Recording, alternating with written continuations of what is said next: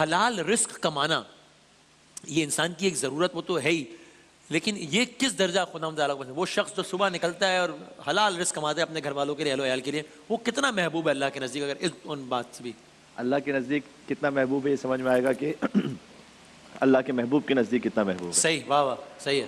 حضور مکرم تو مزدور کے ہاتھ چوم لیا کرتے تھے اچھا، اللہ اکبر، صلی اللہ علیہ وآلہ وسلم۔ واہ واہ واہ، تو اس سے بڑھ کے کیا سعادت ہوگی کہ جو وجہ تخلیق کائنات ہے وہ اس طرح سے ایک حلال روزی کمانے والے کے لیے اس کیفیت کو، اس عمل کو انجام دے۔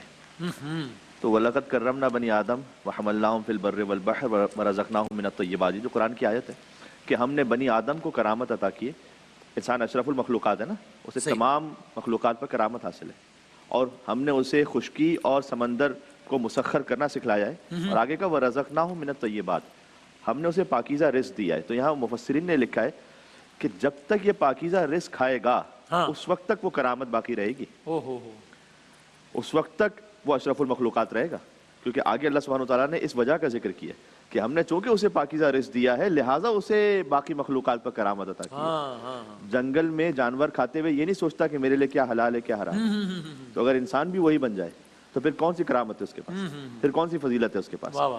جو شخص رزق حلال کمانے کے لیے اپنے گھر سے باہر نکلتا ہے تاکہ اپنے اہل و عیال کے لیے، حدیث سنا رہا ہوں، گوشت خرید سکے۔ اس زمانے میں گوشت ایک نایاب چیز ہوتی تھی، ہر ایک کے پاس روزانہ اویلیبل نہیں ہوتا تھا۔ ٹھیک ہے۔ تو حضور صلی اللہ علیہ وآلہ وسلم نے فرمایا کہ اگر ایک شخص گھر سے باہر نکلے حلال روزی کمانے کے لیے تاکہ وہ اپنے بچوں کے لیے گوشت خرید کر لا سکے حلال سے، اللہ اسے نسل اسماعیل میں سے غلام آزاد کرنے کا ثواب عطا کرتا ہے۔ اللہ اکبر۔ ہمارا دین 24/7 ہے، ہمارا دین فقط نماز روزہ نہیں ہے، وہ بھی دین ہے لیکن یہ بھی دین کا حصہ ہے۔ اور اللہ سبحانہ وتعالیٰ نے سورہ جمعہ میں ارشاد فرمایا ہے فَإِذَا قُضِيَتِ الصَّلَاةُ فَانتَشِرُوا فِي الْأَرْضِ وَابْتَغُوا مِن فَضْلِ اللَّهِ، کہ جب تم نماز مکمل کر لو تب زمین میں پھیل جاؤ، روزگار کماؤ، کوشش کرو۔ وَابْتَغُوا مِن فَضْلِ اللَّهِ، فضل اللہ کا لفظ استعمال کر کے اللہ سبحانہ وتعالیٰ نے سمجھایا ہے کہ اس محنت کے بعد جب تمہیں کچھ حاصل ہو جائے تو اسے اپنی محنت کا کمال نہ سمجھنا، فضل خداوندی سمجھنا۔ واہ واہ۔ تو حلال جب انسان کماتا ہے تو اس میں برکت بھی ہے، اور سحری میں بھی برکت ہے۔ تو برکت کا مطلب کیا ہے؟ برکت کی ڈیفینیشن یہ ہوتی ہے وہ بظاہر کم کہ جو اللہ کی طرف سے پورا ہو جائے، واہ واہ، یہ ہے برکت۔ صحیح ہے۔ تو کبھی کم ہوتا ہے لیکن اللہ کی جانب سے ایسی برکت ہوتی ہے کہ پورا ہو جاتا ہے۔ اسی خاطر ہے کہ قرآن کو بھی مبارک کہا گیا نا۔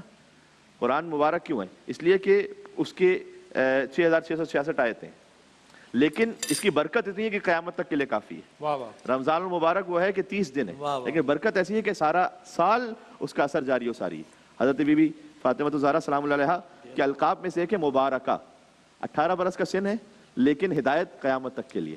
تو حلال روزی ہے وہ بھی برکت ہے، شہری ہے وہ بھی برکت ہے۔ کیا کہنا، جزاک اللہ۔